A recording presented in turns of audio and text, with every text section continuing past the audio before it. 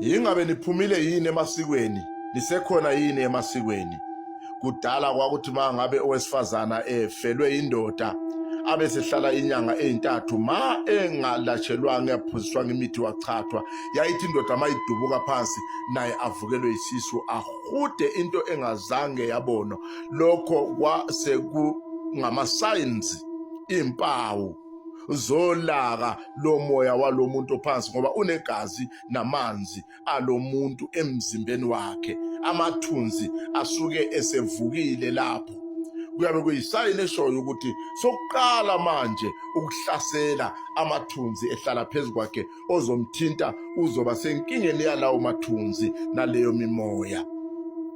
Nisakwenza yini lokho? Bangaki abahleli nabesifazana bebashadile kodwa labo besifazana bengabafelokazi ngoba bafelwe ngamashende, omakhwapheni, abantu obungabazi ukuthi balala nabo ebephila nawe, unamanzi alo muntu, nawe wadonsile lawo manzi omzimba negazi lalowo muntu likuwe. Ngaloko ngiyakhuthaza ukuthi umuntu wesifazana oshonelweyo akake agezwe, ugezwa ngaphandle esikhumbeni abesezophuziswa imithi achathwe. Kwakungamasiko ayenziwayo. Nisagezwa yini mangabe nifelwe? Nisawasusa yini amathunzi okufelwa? Nina besilisa uzithola umuntu ubhukuda kowesifazana onale nkinga bese udonsa zonke izicwacwa, udonsa izinyama, udonse konke okuyakwenza umuntu agezwe mangabe umuntu efelwe kuzohlala emzimbeni wakho, bese ugcina uthi wena uloyiwe. Awuloyanga niksi wena, kuna muntu okuthakathila, wenziwanga lutho wena unenkinga yalo muntu lo ofileyo, amanzi akhe omzimba, igazi lakhe eligijima kuwe. Abaningi umuntu uthi mayehlole enyangeni kuthiwe wena nesinyamu namathunzi abafileyo, kungashiwo lawo wakini, kushiwo lawo alo muntu owafayo, wena odonse igazi lakhe kowesilisa noma kowesifazana.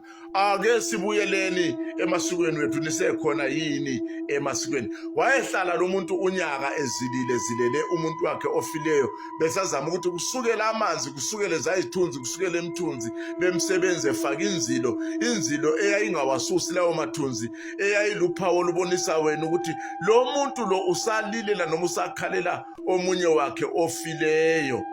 Ngaloko akakabi sesikhathini noma esimeni sokuthi angalala enze ucansi, kunyamathisela imithunzi nemimoya. Namhlanje senivele nibhukude nje, anisena. Omunye uthi esahlele ekhandleleni elindele ukuthi kuyongcwatshwa lo muntu ade ephila naye, abaleke bambone sebemdinge ngasekho, esehambile ukuyolala naleli shende lakhe engakangcwatshwa. Umhlaba suwaba njani? Sinayo-ke thina inhlanganisela lakakhokhovula egeza lawo mathunzi. Abanye uthi usaphila nomuntu udukuduku, sokusuka uthuthuva selisilwa yizichitho ezidalwa yilamanzi alwa muntu ofileyo asemagazini wena ayabila, ulwa isikhwele. Njoba kade lokho ephila nawe usesekhona emzimbeni wakho, wamsusanga wena, uhamba naye. Nama ushelwa yena usho sekhona lapha, ubuhlobo bakho bonke bugcina buyimpi. Ake nisusa amathunzi okufelwa emzimbeni yenu. Ningadlalele emathuneni, impilo zenu zihlala zigcwele emathuneni, nivakashelwa yipoki zabantu bena abaphila nani nabaphila nani, ziniphazamise empilweni eniphila kuzo. Hawu, koze kube nini lokho nithi niloyiwe, nikhomba izalukazi zabantu nithi ziniloyile kungekho?